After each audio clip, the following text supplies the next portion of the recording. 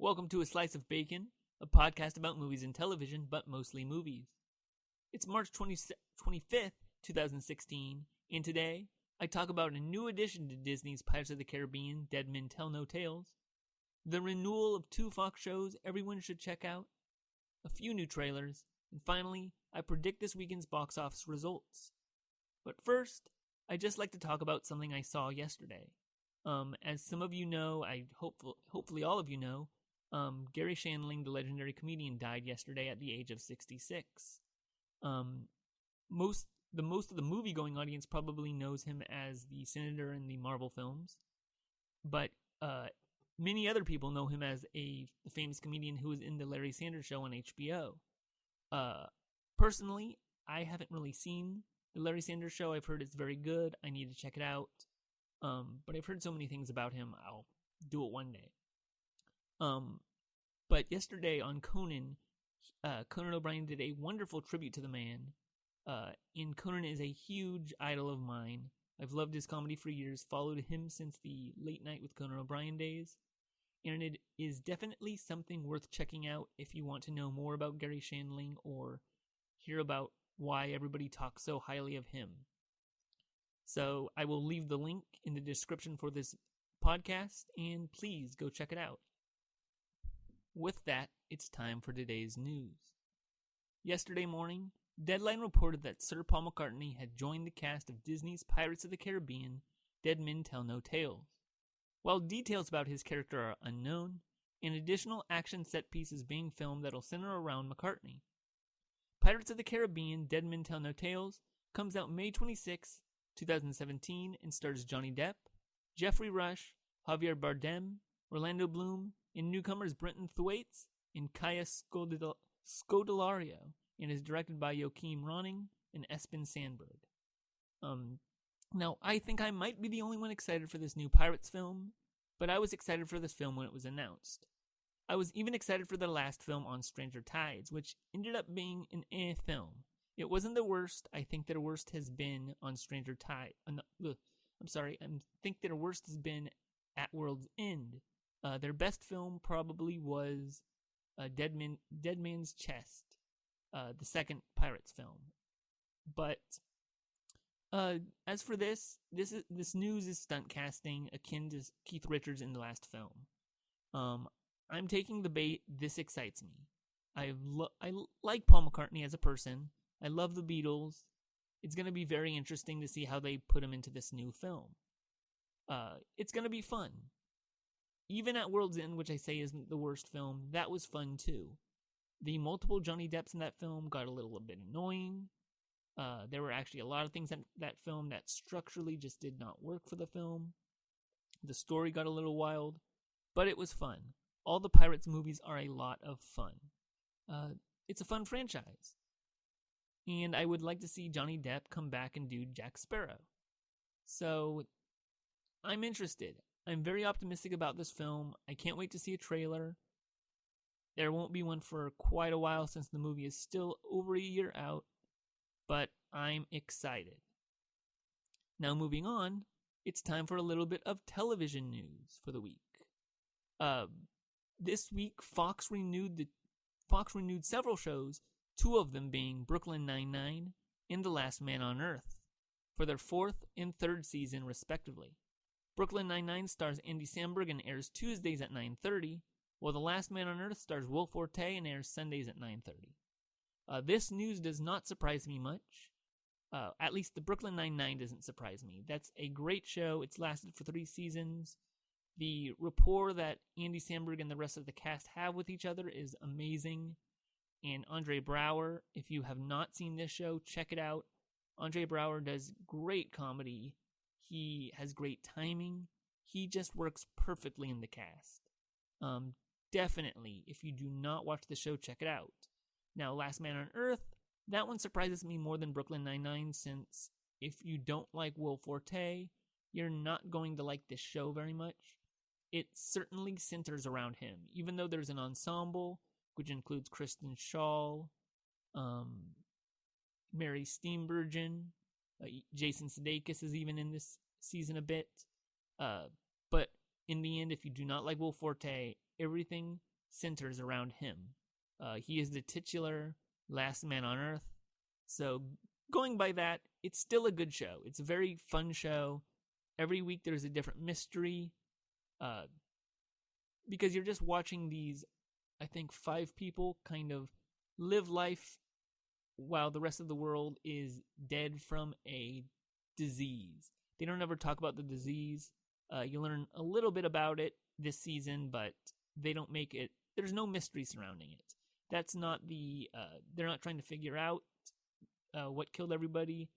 It's a story about Will Forte and how he deals with being, quote unquote, the last man on Earth. That the title of the show actually makes a lot more sense if you watch it from the very beginning. He ends up not being the last man on Earth by like the second episode, but again, check it out. It's not as strong as Brooklyn Nine-Nine, but it is definitely an original show, an original premise. The cast is fun. It's really one that you have to check out for yourself to judge. I may like it, you may hate it. Brooklyn Nine-Nine, though, that one is universally just a good film, a good show all around. If you don't like Andy Samberg, don't worry, he's not the center of the show. Everybody has their moments, so definitely check them both out. The 2 shows I'm hoping that get renewed are Grandfathered and The Grinder, which are both also shows that air Tuesdays at 8:30 and 9 on Fox. So I hope they get renewed. If they do, I'll talk more about those shows. If they don't, I still probably will talk more about those shows because their seasons are really strong. With that, it's time to look at new trailers for the last 2 days. The first trailer is for Deepwater Horizons. This is a movie about the oil rig explosion that happened a few years back. Actually, I don't know how far back it happened, but it happened. It's based on a true story. As you can probably tell, I don't know much about it. And structurally, this is a great trailer. It gives really nothing away, but it shows off the cast well, and it shows off the drama. And speaking of cast, it has a really good cast. Mark Wahlberg, Kate Hudson, John Malkovich, and Kurt Russell are just some of the faces I recognized. So visually and by name and by structure, it looks pretty good. Now, I do not have faith when it comes to the actual script, just based on the scene that they were showing with the little girl, giving her little speech or her presentation to her parents before she gives it at school. It just felt really dumb. I thought the girl looked like she was 7 or 8, but she's talking as if she's 5 or 6, talking about dinosaurs and Dora the Explorer. And it's that kind of writing that makes me not want to see the film because I'm not particularly interested in the topic at hand, which is the explosion. Also, what threw me off was the hero statement in the trailer text. I don't know much about, as I again said, I don't know much about this Deepwater Horizons explosion. So when I see the word heroes, I'm wondering, okay, this is weird. I don't know what's so heroic about oil rig workers. So I guess that needs a little bit of context because I don't think of those people as heroes. But it's probably about them saving one another and surviving. So we'll see. I want to see another trailer for that before I say I'm going to go see it or I'm not going to go see it. It could go either way right now, but as trailers go, it's pretty dang good. The next trailer is the Lego Batman movie. This is more of a teaser than a trailer, and it's good. I wouldn't say it's great. The beatboxing part in the beginning is a little eh. I don't know if that's going to be in the theatrical version, but it's on the version on YouTube. And as I don't know if you're aware, but all of the links to these trailers will be in the descriptions. From here on out and in the past, when I talk about trailers, I will link to the actual trailers that I'm talking about in the description for the video or for the podcast. As I was saying, I hope the beatboxing is not part of the theatrical version. That was the weakest link of the trailer. It takes up about the first 20 seconds of time, but sticking through it, the rest of it is quite good. It looks Lego-y, and I like the look of the Lego movie. This looks to be the same exact look. The thing I like is that when things go up into flames, the flames are made out of Legos.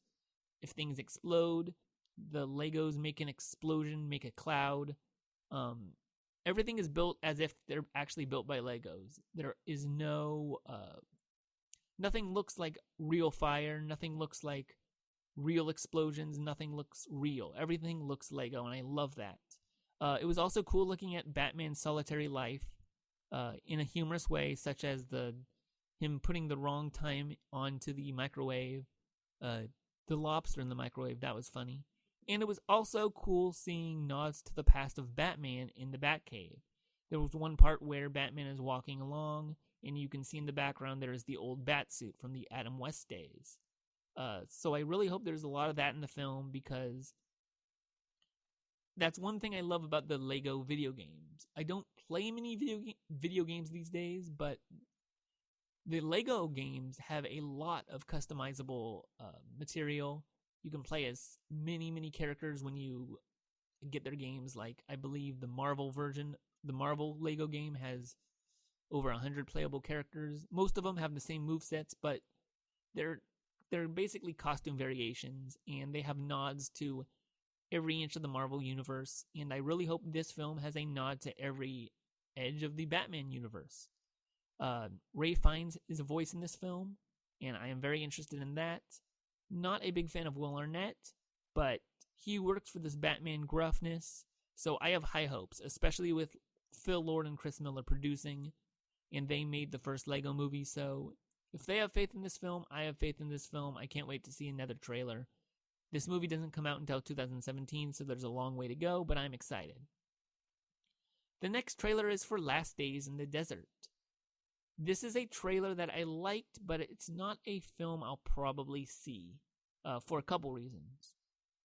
One thing I didn't know until I looked it up was this film is about Jesus' 40 days in the desert, which I am very unfamiliar with. I'm not very religious. I don't want to talk about religion at all, so I'm just going to leave it at that. It looks to be a dramatic film with little humor, as would be expected by a film like this. It also is scheduled for limited release in May, but I could not find any details for wide release, so I don't think this is a film that you will see at your local movie theater. If you want to see it, you'll probably have to go to a big city such as Los Angeles or San Francisco or New York. Ewan McGregor looks good, but as I said, it's dramatic. It's a drama. It's a drama about Jesus, and if that doesn't interest you, I don't think the trailer will interest you any further. So with that, I will go to my last trailer of the day, War Dogs. This is a film starring Miles Teller and Jonah Hill, both actors who I think have had some good roles in the past, but I'm not a fan of them as actors in particular. Miles Teller, I liked in Whiplash, but he comes off a little bit in interviews, and his personality I'm just not a fan of. Same goes for Jonah Hill. I liked him in, not Step Brothers, Superbad. I like him in his comedy movies that he does with Seth Rogen, but beyond that, not really a fan of him as a person, so to speak. So this trailer had a lot of problems to overcome already, but it looked hilarious. It looked great. It's directed by Todd Phillips, who directed the Hangover movies, and that is very interesting. I don't know what it's about, but I want to see another trailer, and I think it's going to be funny. I think it's going to be good. I hope I'm right. It's coming out this August, so I'll see you soon enough. Finally, it's Friday, and that means it's time to predict what this weekend's box office will look like.